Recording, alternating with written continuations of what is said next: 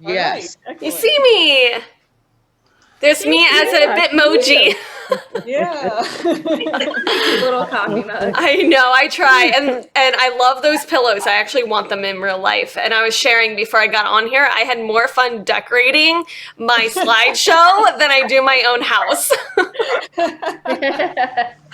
Awesome. Take it away, Michelle. So, yeah, my name is Nicole McNabb. Some of you know me, and my positioning really in the industry is to be a voice and an advocate for the presenters, for exhibitors, for sponsors that actually choose to use events as a platform to connect and impact their audience. And so if you choose to use social media, that's a platform. LinkedIn, Facebook, YouTube, videos, these are all platforms to impact and get in front of your audience. Where events, they are just an extremely effective way to connect and impact your audience and leverage the stage, leverage connections, leverage a way to have that face-to-face. And so even though we're moving into a virtual or hybrid sort of environment, the fundamentals is really where I like to share. Not so much the tactics, right? So all of these are ways, regardless if you are using an in-person or a virtual or a hybrid, these are all fundamentals. And so at a super high level, I've been in the event industry for over 14 years now. Started with logistics, who needs to be where and when, what needs to be where, how does it get there, what's our agenda, what time does coffee come out, all of the logistics, right? And through my transition, through my journey, I worked in corporate for 7 years. And that role was really more project management, supporting sales teams and business development that used events, so product launches, lunch and learns, conferences, speaking engagements, because of my background in the logistical, but really supporting these businesses. And typically those are the decision makers or people like yourself, or for instance, Kathy chose to sponsor this event and get that exposure. And now what do we do? So that's really at a very high level, the niche that I look to serve. So I partner with event production. I partner with associations. I partner with the people putting on the event so that I can serve the role to help the exhibitors, help the sponsors really have a strong customer journey and use it just like if you were to use paid ads. You'd have a Facebook manager. You would have someone helping you with your search engine optimization. And that's the role that I fill to help optimize using events to really monetize and optimize. So there's my spiel. And with that, we figured with the Event Planner Expo or using events and in a virtual space, one of the biggest areas that we find is great. You know how you want to show up. You have an awesome booth. You put the virtual stuff together. You put all your brochures together. You know exactly what you're going to say, and then what? And so the follow-up and how to optimize, and this is my 5-step process. Now, each one of them, we can dive a bit deeper, but I'm going to keep it at a surface level. And how do I help my clients do that? And so if we were to break it down in 5 steps, when you're talking to people at these events, whether it's online, in the networking lounge, at the booth, the very first thing that we want to do is identify who are they? Who are they beyond their first name? So are they someone that could be a potential prospect? Are they a strategic partner? Like Rachel and Kathy, to me, are people that I can collaborate with because they're getting in front of the same similar people that I would like to be in my network. Are they a mentor? Someone like we mentioned, Pete Vargas or Gary Vee. I met Gary Vee last year with Kathy. That's how we met. And so how we're going to follow up or approach the different types of people, rather than a lot of times we're taught as business owners or taught to have our sales pitch. What's your elevator pitch? That's not necessarily the case. I go a step further and say, whoa, who are you? Who are you beyond your first name, right? So that's number one. And how I do that is I rank, and I can follow up with this. Really, there's 5 types of people that we tend to meet. 1, we don't know who they are yet. We need a little more information. We do that through conversation. 2, once we start that conversation, we figure, ooh, they are someone that's interested or has a need in what we have to offer. For Kathy, perhaps it's someone that is putting on a holiday party. Or for Rachel, it's someone that is expressing that they're looking for engaging ways to incorporate their group. So number 2s are your leads, and you can segment them even further without getting into a whole marketing spiel. Number 3 are going to be your opportunities or your current clients, people that you already know that are at that event, that you're strengthening those relationships. So if they already know you, they're already working with you, you're not pitching them in a sense, you're deepening that relationship. So that's going to be my segment number 3. Number 4, I categorize as strategic partners. I love this category. I spend, honestly, right now, 80% of my time building relationships with other strategic partners. These are people that, for instance, I invited several people to this event or to invite them to a podcast. How can we leverage one another, build those relationships? And so you're not necessarily selling or giving your elevator pitch to your strategic partners. You're perhaps inviting them for collaborations, inviting them to a podcast, introducing. I love making intros. Kathy said it, I'm a connector. That is one of the best ways that I choose to leverage my network.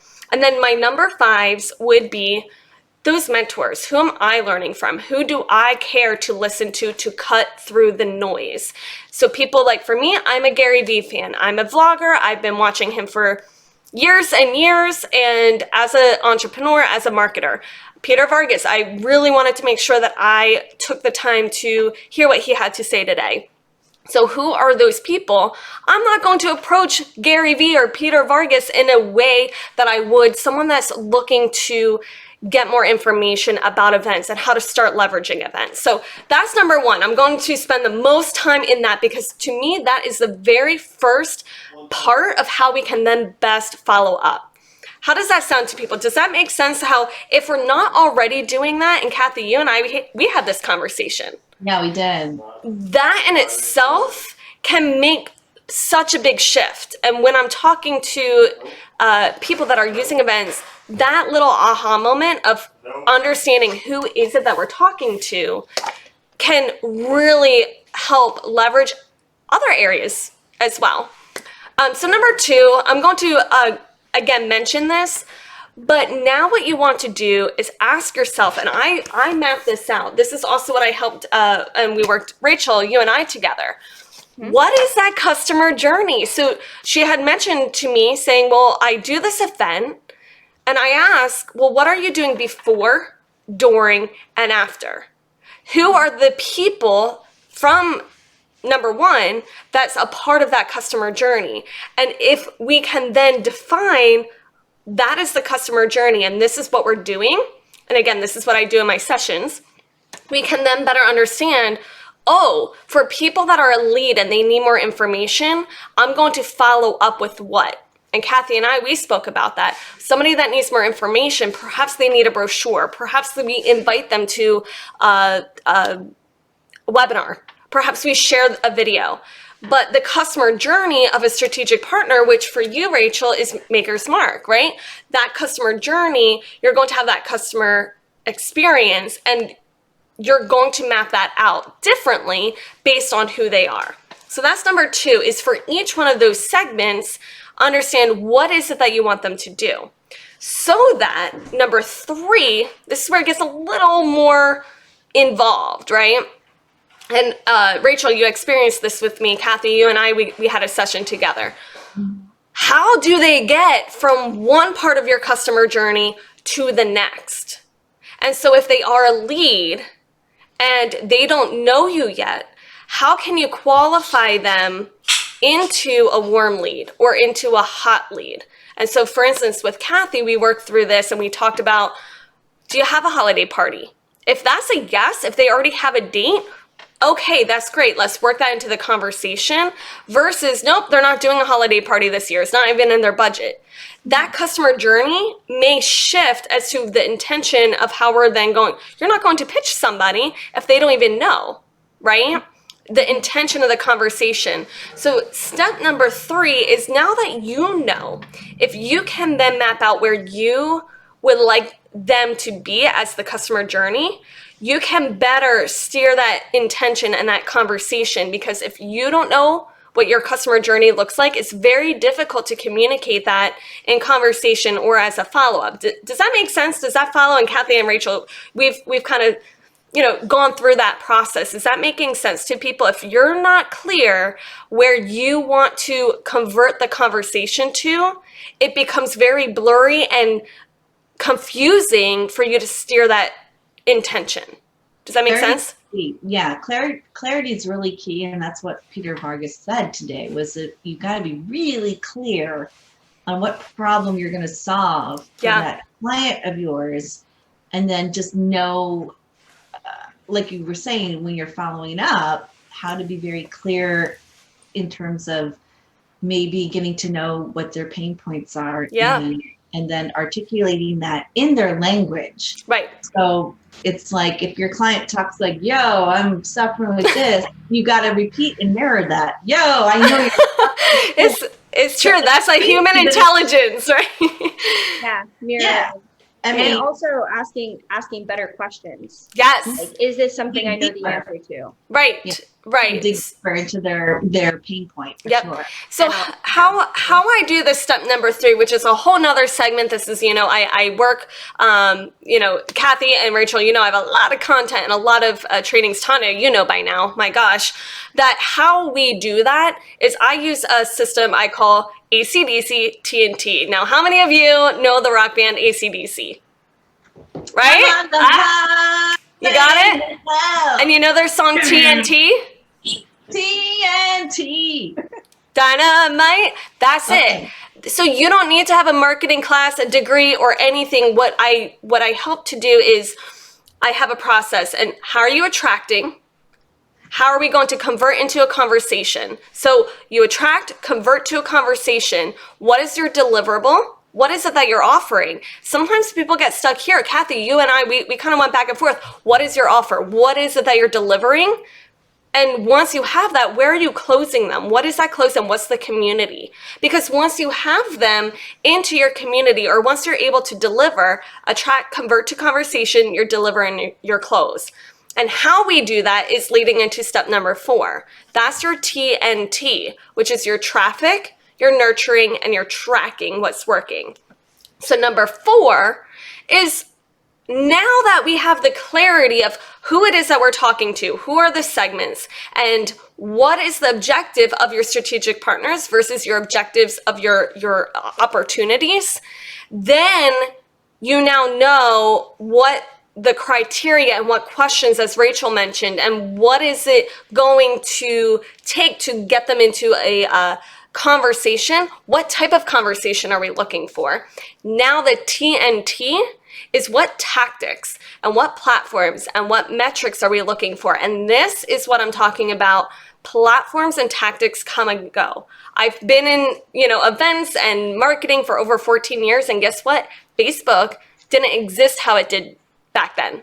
And so working events, we would go to the pizza parlor and give them flyers and say, hey, do you want to be a sponsor? Here's a flyer. Let's put this out for every family that gets a pizza box, right? That was 14 years ago, right? To define like who we wanted to reach out to. Well, now the tactics and the platforms, that's what come and go. But your fundamentals of how we're doing that, so that's where cut through the noise.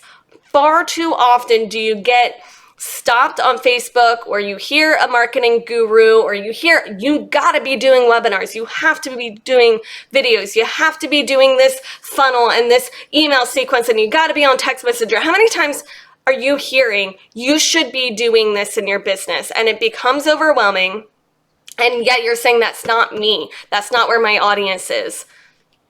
Do you guys experience that? And then it's confusing, and yet you try it out and you invest dollars, time, money, content, whatever it may be, and now you're frustrated.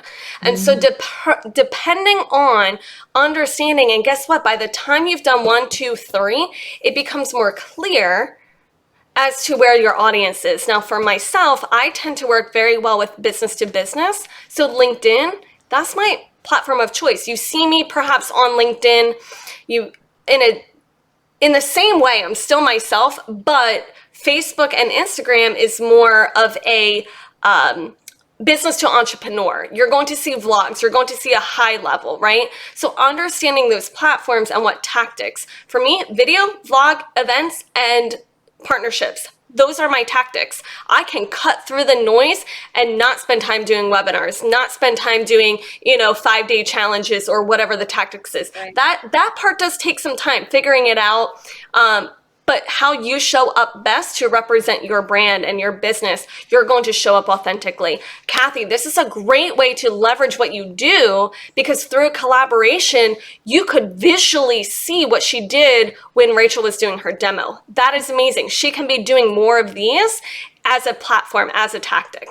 So once we have that's your TNT, now it becomes so much more clear.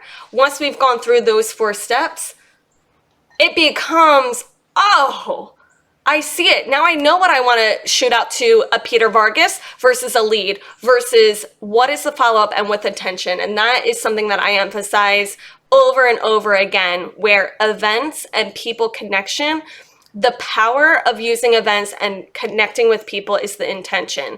Rather than, let's say, Facebook ads, LinkedIn ads, YouTube ads, you're interrupting the noise.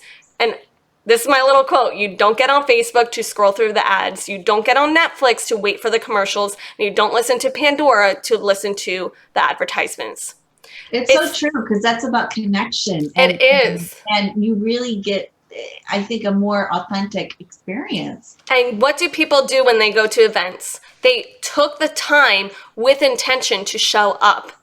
Whether it's paid, free, it's their time. They are showing up with intention. And that is also why I choose to work with companies, work with people that intentionally show up to leverage. So I hope that is a really good framework. Of course, each of these are customizable, and then we can go into how we do each of those. But at a surface, if there's a break or having, how do I follow up with these people? And it becomes overwhelming. And yet you're following up with people. And this is why when the fishbowl contest, right, where you see that at trade shows and everybody puts in the business cards in the same fishbowl and they're following up, that is not a tactic that you're going to be kicking tires because you don't know who you're talking to. So when I work events, when I work with teams, literally on the back of the card, I have them write 1 through 5. I could be working with 7 salespeople at the same trade show, and because we have a consistent framework to say, who are they? Are they 1, a 2, a 3, a 4, or a 5? At the end of the day, at the end of the show, we now know at least which direction we can start with, and we can leverage our 1s differently from our 2s, differently than our 3s, and that messaging. So there's a very high level, and when you follow up with intention, what that may look like. So I hope that's a good peace of mind. Some of this may sound very familiar. Some of you on here may this may be common knowledge to some, but this in itself is one of the biggest breakthroughs that I have with sales teams, with companies, and they could be spending anywhere from $100 to $25,000. And this is the fundamental that I start with. I love it. And how can people find you, Michelle? LinkedIn, definitely, Nicole McNabb. And so I use my middle name because there are a lot of Michelle McNabbs apparently out there. So Nicole McNabb on LinkedIn. On YouTube, I do share videos, little tidbits. If you were to follow either on Instagram, TikTok, or Facebook, you're going to find me more as Michelle Nicole as the entrepreneur, and you're more than welcome to connect with me. But on a business and some of the content that I share, LinkedIn is definitely a platform of choice.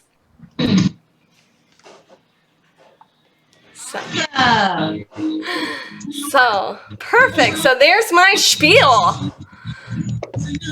Great job, Michelle. That's fantastic. Super insightful. Thank you. Oh, look at her.